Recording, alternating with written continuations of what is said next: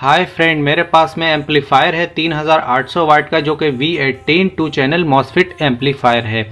Friend, आप देख सकते हैं कि आप इसके जो ये पीसीबी है आप इसको देख लें कि इसमें अगर आपके पास ऐसा कोई एम्पलीफायर है और उसके अगर कोई प्रिंट वगैरह शॉर्ट या कट या जल जाते हैं तो आप इस तरीके से जो है वो आसानी से प्रिंट को लगा सकते हैं। फ्रेंड, चलिए थोड़ा सा इसके बारे में जान लेते हैं कि इसमें किस तरीके से जो है पावर आती है। तो आप देख पा रहे होंगे कि इसमें जो है डीसी 12 वोल्ट से ये ऑपरेट होता है।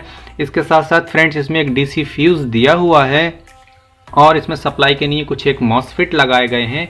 फ्रेंड्स, इसके अलावा आप देख सकते हैं कि इसमें ये फ्रीक्वेंसी के लिए इसका जो है वो वॉल्यूम है, ये ऑन ऑफ के लिए है, और ये फ्रेंड्स बेस में यूज़ किया जाता है। ये फ्रेंड ऑडियो इन के लिए है और ये इसका वॉल्यूम है। फ्रेंड, इसके अलावा इसमें आप देख सकते हैं कि इसमें ऑडियो के लिए जो ट्रांजिस्टरों का यूज़ किया गया है वो है D47 और फ्रेंड 817।